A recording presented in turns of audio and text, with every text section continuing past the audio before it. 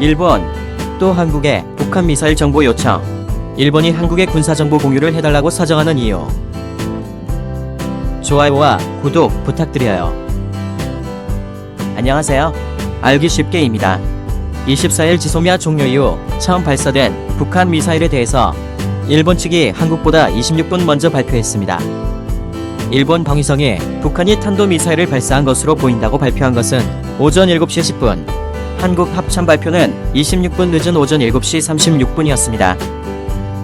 일본 정부가 지소미아 종료와 한국 정부를 의식해 독자적인 정보 수집 능력을 과시하기 위해 빠른 대응을 했다고 분석됩니다. 일본 외무성 간부는 일본은 미국과 협력하고 있고 독자적인 정보 수집도 하고 있다며 일본의 군사정보 수집 능력이 높음을 보여줬다고 의미를 부여했습니다. 하지만 이번에 일본의 발표가 빨랐다고 해서 일본의 군사정보 수집 능력이 한국보다 높다고 보는 것은 무리가 있습니다. 사실 단순히 일본 발표가 빨랐던 것뿐이지 탐지는 한국군이 먼저 했을 거란 시각이 많습니다. 한국 해군 역시 일본과 같이 이지싸움을 보유하고 있으며 한도탐 조기 경보 레이더 등을 갖추고 있습니다. 북한에서 미사일이 발사되면 거리상 가깝고 지구 공유를 고려해 한국이 일본보다 훨씬 빠르고 정확한 정보를 확보할 수 있다고 알려져 있습니다.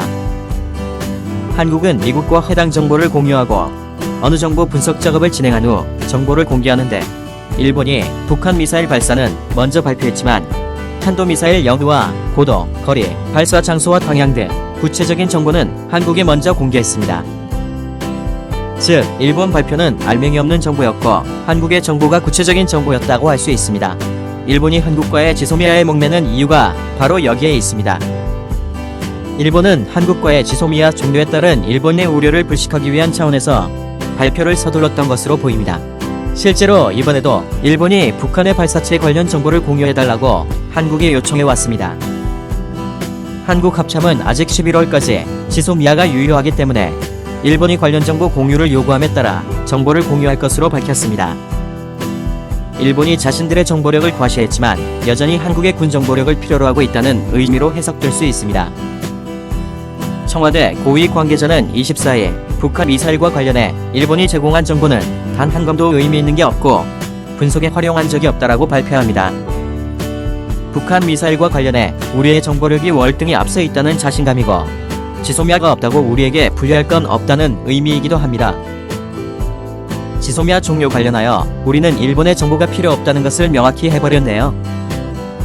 이번처럼 일본 발표가 더 빨랐다고 우리가 걱정할 필요는 전혀 없을 것 같습니다. 이상 알기 쉽게였습니다. 감사합니다.